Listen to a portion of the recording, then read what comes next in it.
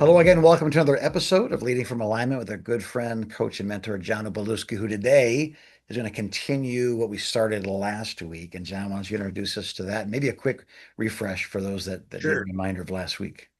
So, Jim, first of all, great to be with you as always. Mhm. Appreciate you, your friendship, your wisdom, your care for me, and just Right back at you. so grateful Yeah, right back that at God's you. put us together.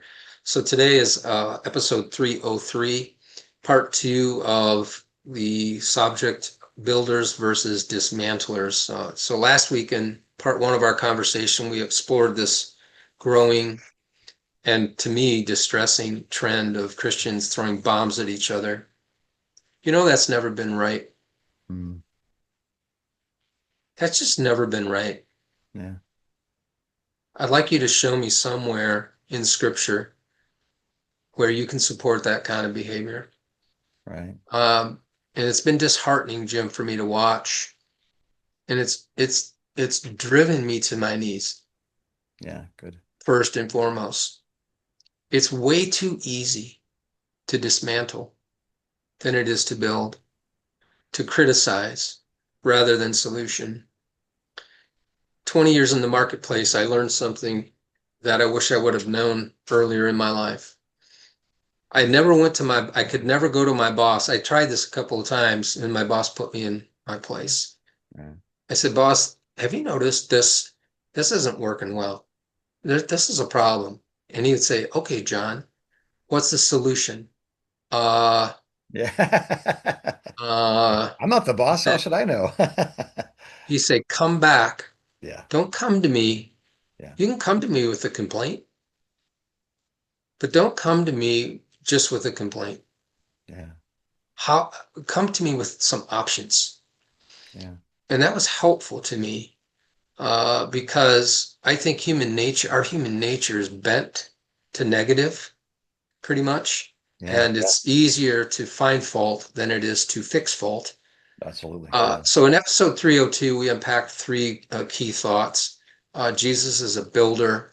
Secondly, unity is not uniformity.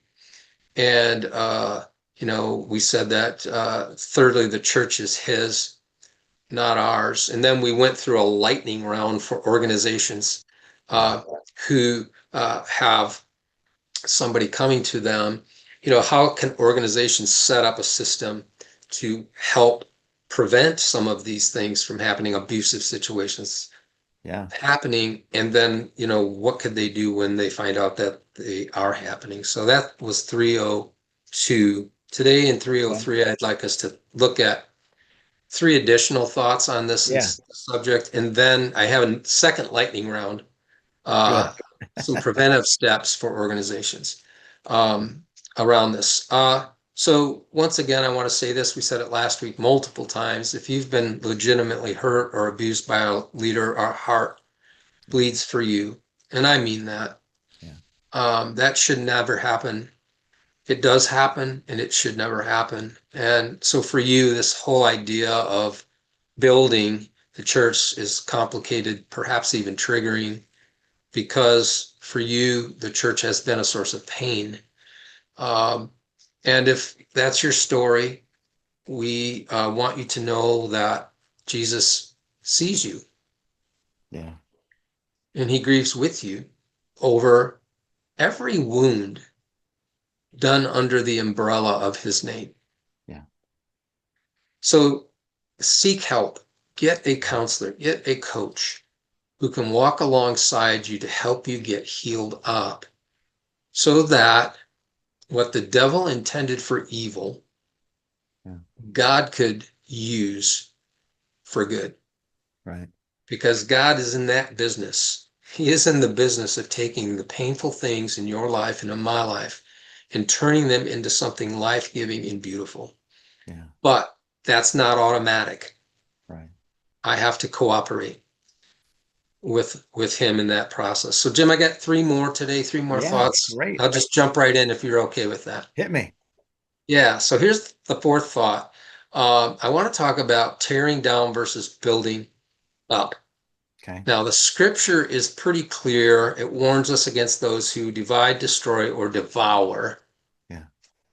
God's house. I'll give you a couple of scripture references in case you want them. 1 Corinthians 3:16 and 17 and Titus 3:10. Interesting.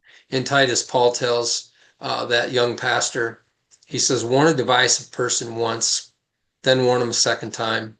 After that, have nothing to do with him because Yeah. you can be sure he is warped and sinful. Yeah. Wow. I mean, that's pretty strong, right? Yeah. So the Bible's really clear about that. Yes. Yeah. Secondly, God calls his people to edify, to build up one another in faith, in love. 1 Thessalonians 5:11. These are in our show notes, by the way, guys. You can look up our show notes. Ephesians 4:29. And here's the question I want to pose, and then Jim, I'd love to hear your thoughts Yeah. to our listeners and watchers today. I want you to ask, I'm asking myself this, I'd like you to ask yourself this. Am I joining Jesus in building, or am I siding with the enemy in Yeah. tearing down? So, Jim, tearing down versus building up. Your thoughts? Yeah. I think, John, it's funny that it's Galatians mentions the deeds of the sinful nature, the fruit of the spirit is in there. And I was shocked to see where it talks about like right between orgies and witchcraft is gossip, dissensions, and factions. I thought, Yeah, it seems like if you're going to have an escalating or de-escalating list, I mean, everybody kind of gossips, everybody kind of gets mad at somebody, everybody kind of like, and Paul's like, no, no, no, this is a very serious issue that destroys the church. So that thought of Jim, can I brethren, say this? yeah, I think it's the number one issue that absolutely. I was going to destroys say, churches.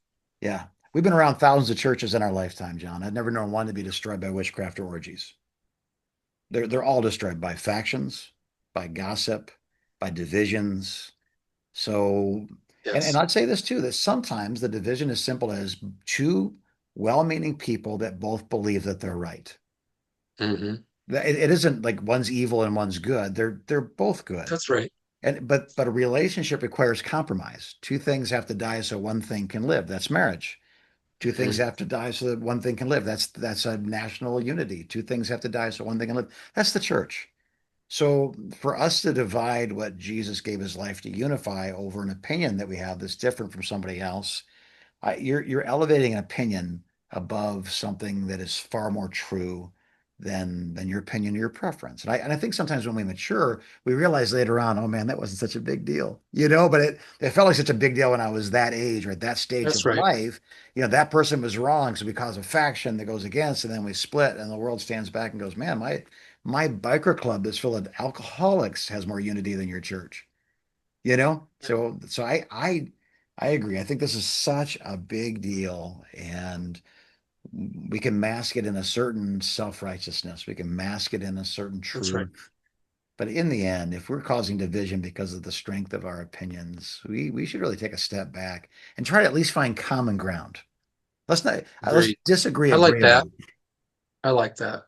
Yeah, I've seen some posts calling for the total dismantling of the church. yeah, And my first response was, okay, what are you going to put in its place? yeah, But I won't engage on social media with this. yeah.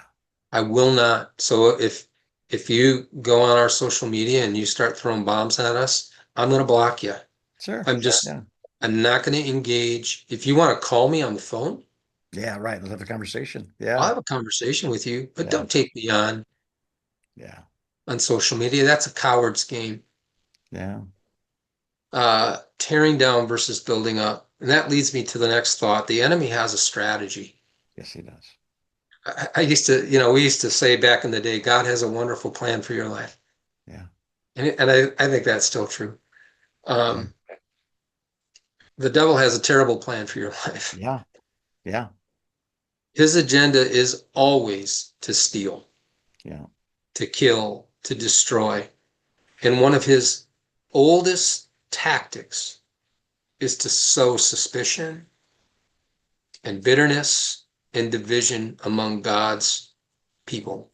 yeah, That's one of his oldest tricks. yeah, Dear listener and watcher, please resist the temptation to take his bait. Don't let him trick you. Right. Uh, I believe this, that those who feel they've taken up this armor of this work, it's my job to tear down the church. And some of them are unintentional with this, I think. I don't think that's really in their heart necessarily.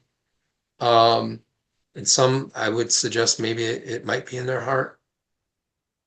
I'll just gonna say this with as much grace as I possibly can. You are aligning with the destructive strategy of our mortal enemy. It's that serious. Yeah. So, Jim, what about this fifth thought? Yeah, those that are wanting to dismantle the church or call for its eradication, they didn't find a new theology. They haven't resolved an old offense.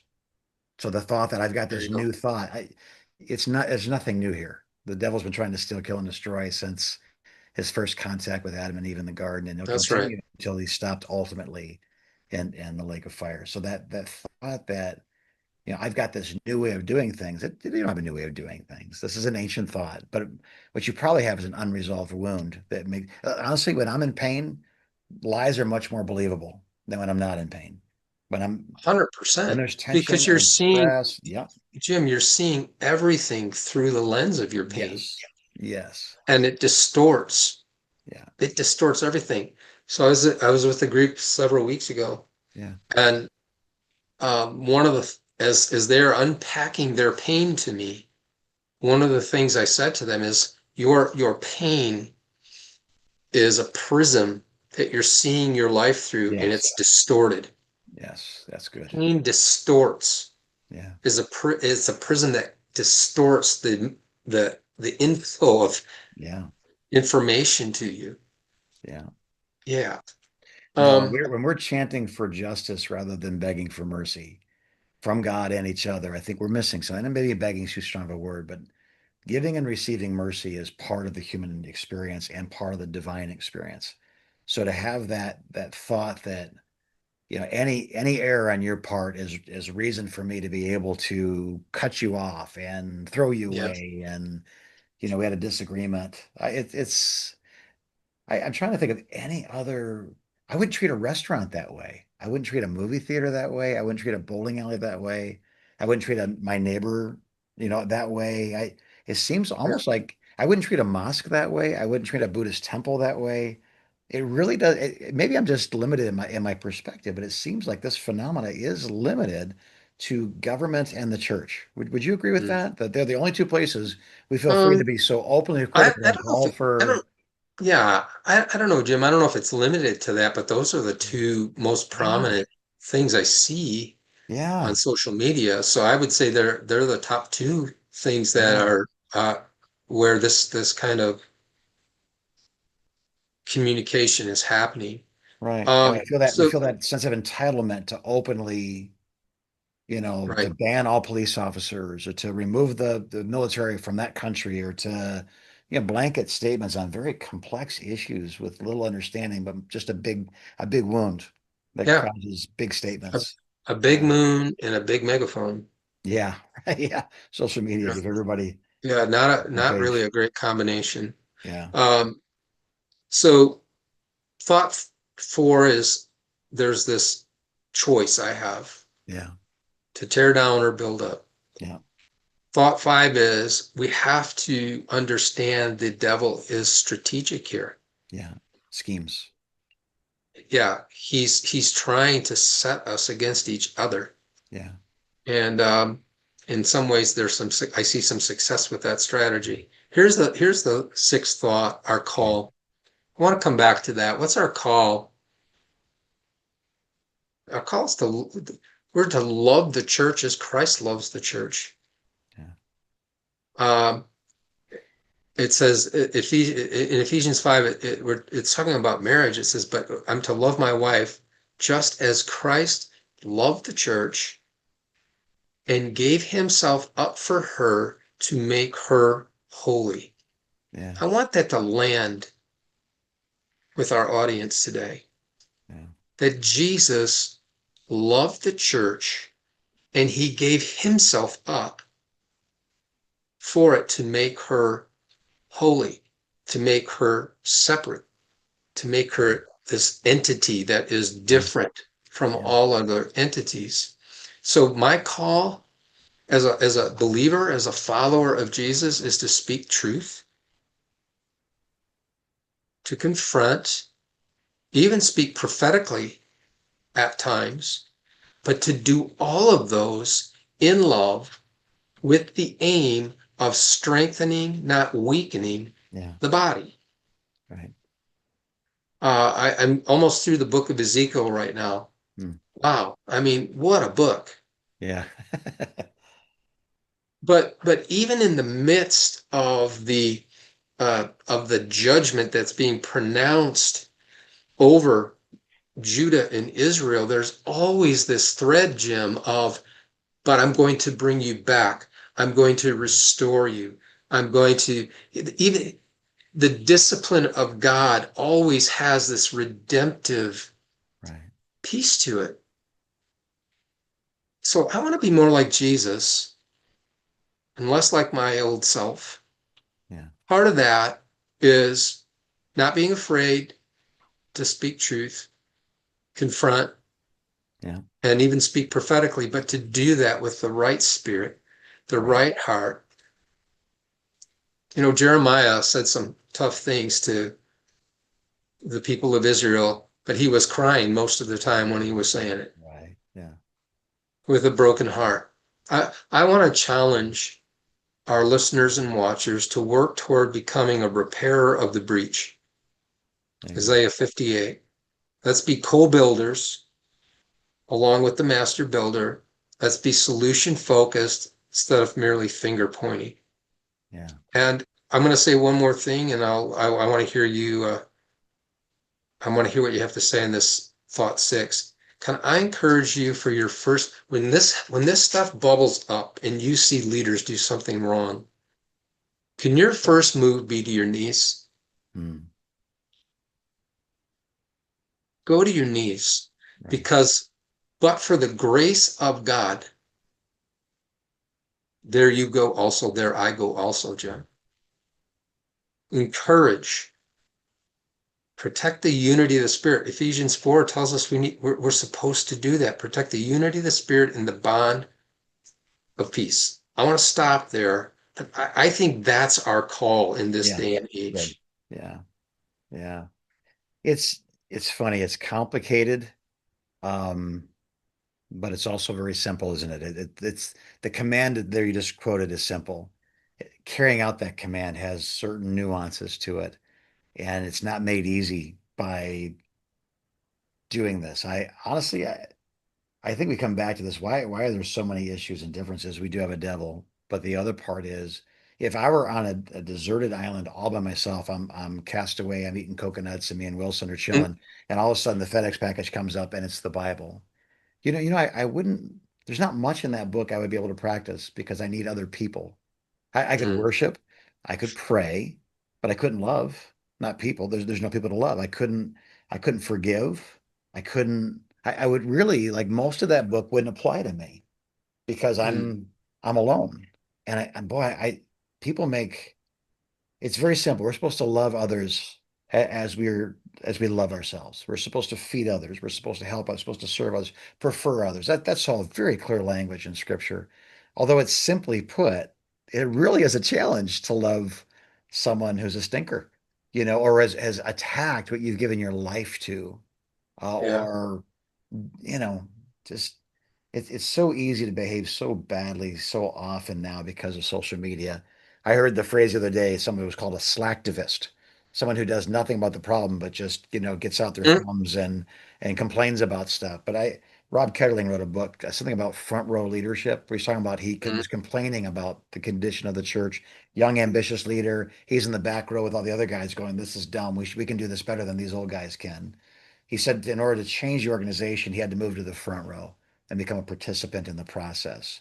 And so maybe something as simple as that. You don't like what's I happening love in the that, Jim. church. You can leave the church and become a slacktivist, or you can get more involved. And I know this too, John. I'll close with this thought. I had a dear friend, like a son to me, the other day, critique some materials that I produced with the purpose stuff. And he said, Yeah. my concern is this, my concern is that. He came back 2 days later with a long voicemail saying, "Hey, I'm so sorry if I offended you." And I said, it's strange. If you were my enemy, that might have been offensive. I know you love me. And because you love me, I totally respect your perspective. I'm grateful for your input. I think part of that too, whenever we're going to correct somebody, correction doesn't take place well outside of the atmosphere of love. So if you correct me in love, more than me being corrected, I'm being loved. And I want more of that. If you Right. correct me out of anger, more than anything else, you're beating me because it makes you feel better. So if we are going to correct these things, like you're saying, get on your knees, love God, now go love people. Pastor, brother, sister, I'm very concerned. I know Yes. you. I love you. I don't mean to indict your character, but this has come to my attention. And I'd like for us to have a conversation about it. See, if we can't either I'm misunderstanding something or you are, but I'd like to be in agreement by the time this conversation is over with. What Right. friend, what brother-in-law, what pastor wouldn't enjoy that conversation versus, some critical finger pointing, Right. response? I would just say that our call is not to stand at a distance pointing out the cracks in the wall. Our call is to be up close and repair, Yeah, good. pledge to help repair those cracks Yeah. in the wall. So let me give you the last lightning round here. Hit This me. this is around preventive steps for organizations. Okay. And I'm just going to give these to you real quick, Jim. These Yeah. are all in our show notes. Number one, develop clear policies. Yeah.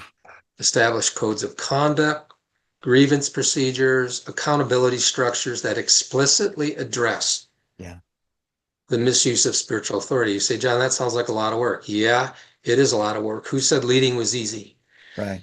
Right. Anybody who told you leading was easy was lying to you. Yeah. So develop clear policies. Two, prioritize team leadership over superstar leadership. Yeah. It's good. Um, and I just want to say one thing there. No one person should be untouchable in the Right. organization. Right. That's really what I'm driving at with that one. Third, practice transparency as much as possible, as much as is practical. Practical. Yeah. Be open with finances, decision making, leadership processes. Yeah. Because what I've learned and observed is that secrecy can be the cauldron for abuse. Yes. Yeah. Foster, And here's and another. accusation too, right? If you give me a blank, I'll fill it in with my worst fear or my worst There you go. experience. So Well, don't give that's me a a great, blank, or you can give me details. Don't give me a blank. yeah, that's a great point, Jim. Foster a culture of humility and service. I think Yeah. it's important to remind all the leaders on your team that spiritual authority is about serving, not controlling. Yeah. Normalize feedback. I think we've done a decent job with that at Converge Coaching, Sure. where we welcome feedback from each other. I tell Yeah. you, I welcome it, but it hurts sometimes. Uh, it's painful, but I know that everybody on our team loves me. Yes. I think they Yes. all love me Sure they do. and Yeah. wants what's best for the organization. But foster that kind of culture. Train your leaders in healthy power dynamics. Yeah. You know, if you're a lead pastor, you are in a power position. So learn emotional intelligence, Yeah. It's good. learn about ethical leadership. Um, next, empower the congregation. I think it's important to teach members what healthy leadership looks like, not just to teach them, but to model that. Sure. Um, and then, last but not least, model healthy conflict resolution. Conflict is going to happen in church because it's an organization that's full of human beings who are Yeah. flawed. And so some churches bury conflict, pretend it's not there. Some churches erupt in conflict, and the conflict is the daily or weekly diet of that particular congregation. Neither of those extremes are healthy, Mm. but learn. If you don't know how to do that kind of stuff, find a coach, Yeah. uh, take a training course, read a good couple of books, Yeah. learn how to listen. Pastor, you can learn how to manage conflict, Yeah. how to navigate conflict with people. It's nobody's favorite job to do unless you're really sick. You know, Right. it's Right. it's really Yeah. nobody's favorite job. Um, but remember this, and this is kind of my last thought, and Jim, wrap us up. When we choose to build rather than tear down, I think we are reflecting Jesus' heart I do too. to a watching world. Yeah, that's good, John. Yeah, well, I know as I'm listening to this, it's always such a good reminder. I think we've both had the experience where you get around pastors and they're with other pastors, they can finally be honest about what they're frustrated with. And this is always up there. People that just leave and they complain and they accuse and they criticize. They give one-star ratings on Yelp and you just go, what are you doing? But it's nice to be reminded too from the other side. We have to create environments where people could come and say, I have a concern. And Yes, and if you don't create those avenues, well, of course people get frustrated and leave because in some ways what they said was true. I could never meet with the pastor to address the concerns, so we left the church. That kind of yeah, thing. So having these things, and not everybody needs to talk every time to a pastor, but a logical set of levels of appellate ability is important, I think. So this is all yes, great. And I think what you're calling for here is, hey, if you've been hurt, let's get some healing. And if whether you're the leader or you're the person who attended the church, or you were legitimately abused, or you just felt in some ways like you weren't valued, like there's solutions to these things, but it doesn't happen in that's right. isolation. It doesn't happen when you get pigeonholed by an algorithm with other people with the same wound as you have on social Mhm. media. You have to come out of that. You have to listen. I've learned that when I'm in the most pain, I have to be very careful not to listen to myself. I have to talk to myself. I have to quote Mhm. scripture to myself, to take those thoughts captive and then make them obedient to Christ. I captured them through I beat them in warfare. They surrendered. And now they're going to become the servants of Christ. That's a process. And it's not a natural one. You're going to have someone No, probably lead you through what that looks like, the scriptures to use. And so we would all benefit no, from having a good friend, a good counselor, a good coach, a good pastor to walk us through this process because the odds of us getting there by ourselves, I think are tremendously less than walking through it with somebody else. So I agree. so again, converge, and the counseling parties that we have, that we're in cooperation with, and on it goes. We'd love to be a part of your story as God restores you and then uses the comfort you've received to comfort others, the insight, the wisdom you've received to become a voice of insight, a voice of wisdom rather than a voice of destruction. So we encourage you, give us a call. Go on to our website, convergecoach.com. You'll see right at the top, connect with us, half hour for us just to talk, to listen, to see if there's some way we can help you. And we know that leadership is hard. We know that everybody's going to be hurt sooner or later because we're all imperfect. And John, we're just so grateful that you've taught us these things in the last couple of weeks. Mhm. And we look forward to next week. So, Jim, it's taken me a long time to get here. yes. I've been stewing on this, thinking about this, wondering about this for probably 3 years. Yeah. And Wow. finally, I've kind of gained the gumption to Yeah. say, all right, we're going to talk about it. Well, I think if you were the first person to jump on it, you would have had 3 years to take a step back and come at it from the point of view that you have, the wisdom, the calmness. You haven't accused anybody's character. You didn't call anybody names. You didn't paint anybody in a bad light. You said, let's all come together and let's do what we can to heal, to reason, to get through this. So those are words that fathers share to sons and daughters. So thank you for that. Mm. I'm certainly young enough to be your son, so I appreciate that. Did that offend you? I'll, Not I'll, at I'll all. talk, I'll talk about it later on social media. All right. God bless you, our watchers and listeners. We know it's tough and you're doing a great job. We're praying for you. Mm. Keep going. Keep going. Keep going. Don't you quit as you continue to lead from alignment.